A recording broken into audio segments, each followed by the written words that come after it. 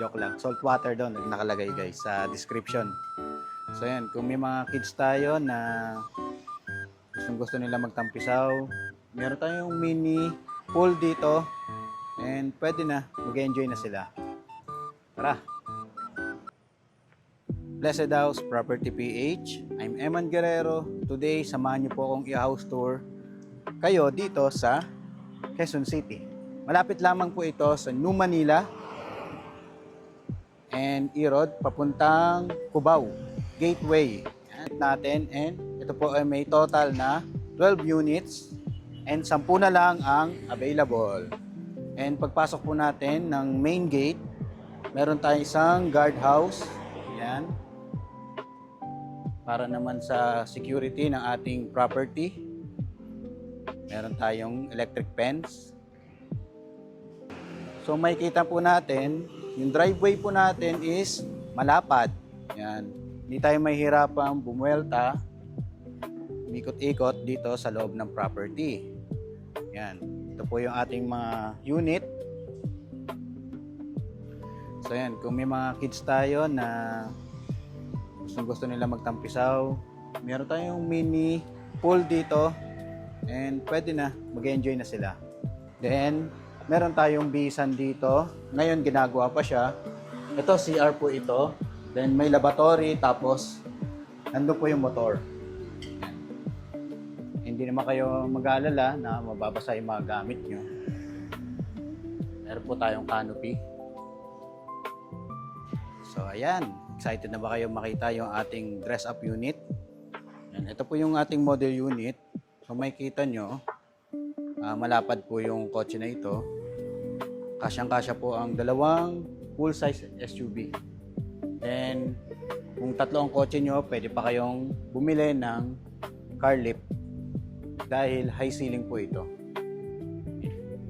Then, dito naman located yung ating cistern.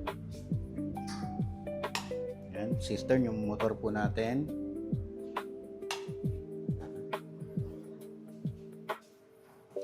Ito namang ating main door is solid na wood. Yan. Ang laki, no? Ang taas. Ang laki ng door na ito. Naka-digilock na rin tayo, guys. Pasok po tayo. And ito naman, kung mapapansin nyo, meron tayong malaking sliding door dito. Yan. Pakalaki. Hindi ko lang gagalawin kasi may caution. Pero ito po ay receiving area. Yan. Tapos habang naghihintay sila, pwede sila magbasa-basa. Maglagay kayo dito ng mini rep or tubigan nyo. Yan. Pero ang ganda, no? May mga visitors kayo. Tapos dito may outlet tayo dito.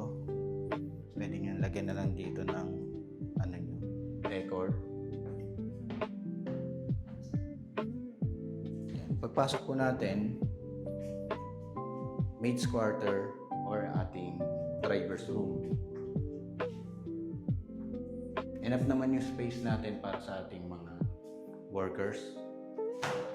Dito na rin located yung ating breaker.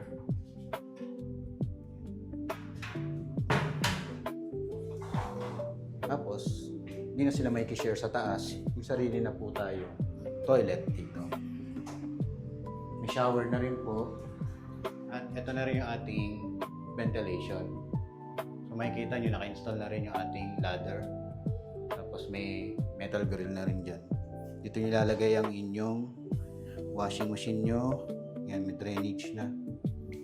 Makapaglaban na sila ng maayos. Tayo sa ating living space.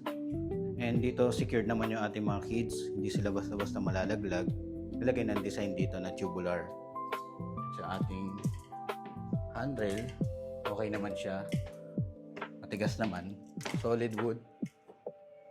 Yan. Nakita nyo na? Ang ganda, no? Sobrang relaxing and parang ano lang, alam mong galing ka sa magapong trabaho, business, mga meeting.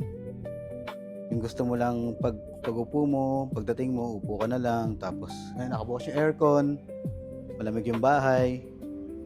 Pero ngayon, hindi pa natin binuksan yung aircon, guys. Bablog lang tayo. Pero pag kayo na po yung bibili, nakabukas po yan, 24/7. Yan. Diba? And ang ganda ng ating setup. Ito po ay sample dress-up unit lang. Pwede nyo namang i-adapt yung mga nakalagay, yung design, and more or less, at least nakikita natin kung paano siya ginagawa or ginawa. Dito naman, meron tayong powder room. Actually, yung powder room nila, pang ano na eh. Pang ano na talaga eh, no? Full toilet and bath na. Pero wala lang shower. May urinal po dito. Lavatory. May air vent naman dito. So, ito naman yung ating breakfast nook. Pwede pa kayong bumili ng ano, yung high chair.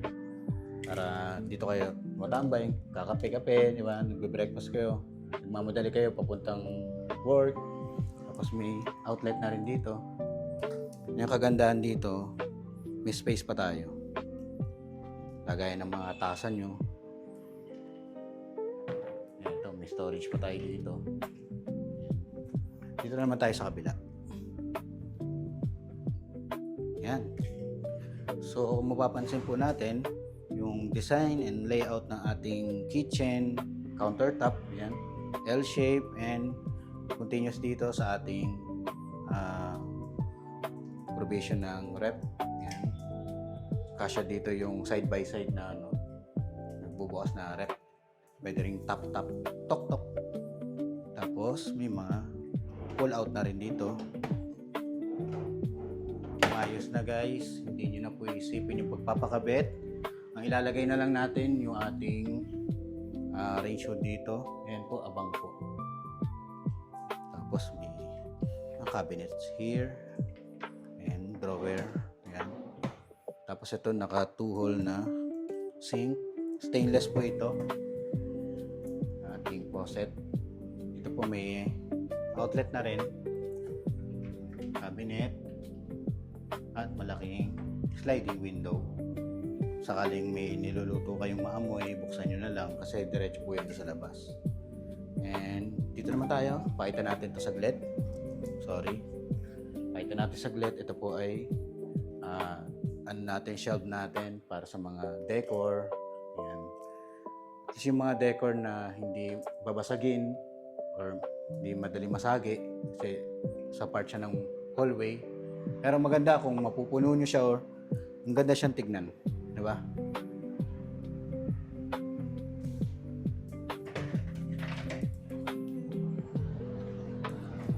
And ito naman yung ating open area. Hindi po kayo mag-aalala na malaglag kayo dito. Pero kung nakukulangan pa kayo na sa tibay, padagdagan nyo na lang po or patibayan na lang natin. Yan. Pero ito po, pwede rin smoke area to, pwede rin maging laundry. Yan. Since meron tayo abang dito, yan. Bubuhayin na lang, ayusin na lang natin. Okay. Let na rin dito. Perfect po talaga ito panglabahan, laundry natin. Ito tayo. So ayan. Dito naman sa third floor, ito naman yung ating hallway. So mapapansin nyo, given ito, nilagyan nila ng barandillas dito. Huwag na lang gagawin tambayan, baka mahulog tayo, maging kwento bigla yung mga kids nyo. Pero so far, okay naman. Napakaraming metal na ito, tubular, matibay. Mamaya ko na ipapakita yung master's bedroom. So dito muna tayo sa dulong kwarto. Yan, naglagay tayo ng isang single bed dito. Pero actually, kasya naman ng double. Kasi naglagay tayo dito ng study table. Dahil ito po ay dress-up unit. So, ito naman yung ating floor-to-ceiling na modular cabinet. Dami yung pwedeng ilagay. Tapos ito naka-open lang. Pwedeng display. And dito, yung ating isa pang bedroom. Single lang po yung nilalagay natin para more or less mamatansya natin kung ano yung ilalagay natin. Pwede double, single, or pwede rin mag-bunk bed. Kasi ang unit na ito ay ideal po for small to medium na family. Yung mga nagsisimula pero gusto nila ng maganda na, maayos na, and secured naman yung ating property. Yan, may sliding window po tayo dito. Yan.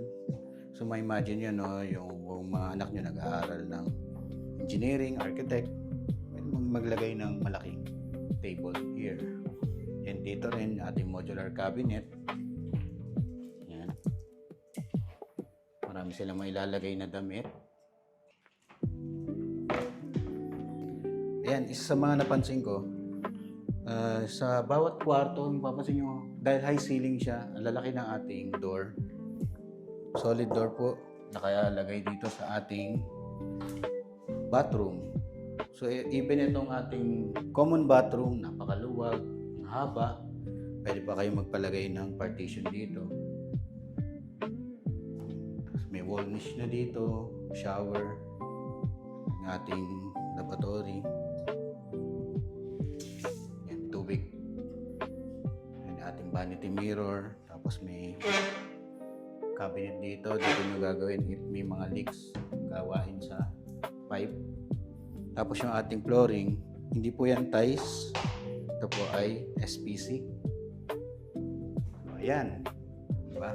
Dito na tayo sa ating master's bedroom. Master's bedroom. Kasyang-kasyang king size na bed. Pero ito po ay queen. Ayan. So makikita nyo, no?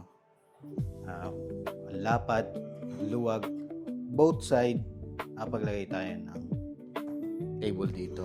Side table. Makikita nyo yung pagka-high nung natin kwarto. High ceiling po siya. Makikita nyo hindi kulob or parang yung hindi ka na susuffocate yung itsura. Tapos may nakalagay na rin tayo dito ng speaker. Oh. Bluetooth speaker po yan. Dito na tayo sa ating napakalaking banyo. Diba? Yung ating bathroom, ang luwag. Yan. So, dito pa lang, kung hindi ka naririnig ni husband mo, ni wife mo, for sure nakatambay yun dito. Nagti-TikTok. Yan. Palagyan nyo lang ng shower enclosure para hindi po nababasa yung mga gamit natin dito. And ito, may wall niche na dito sa kabila. Ito yung ating shower. May malaki tayong awning window dito. Tapos may storage tayo dito. Yan. Kompleto na. Tapos ito, hindi ko napakita kanina, yung ating floor to ceiling na cabinet. May mga open para madali nyo makikita yung mga susuotin nyo. Ang dami yung drawer, storage, lagayan ng mga damit nyo. Ito ilalagay yung TV nyo, no guys. Yan. Ito po nakalagay yung ating mga saksakan.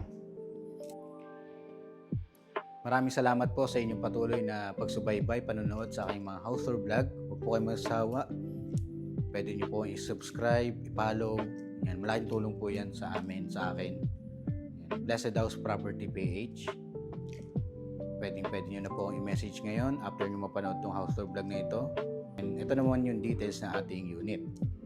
Ito po ay may lot area na 83.7 square meters, floor area of 210 square meters, with 3 bedrooms, with 4 bathrooms, and 2 to 3 car garage. Pwede po kayong bumili ng car lift, and meron tayong maid's room sa baba. May sarili na rin po silang CR.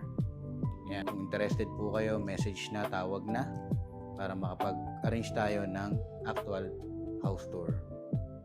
Maraming salamat po sa inyong pagsubaybay, panonood. God bless po. See you on my next vlog.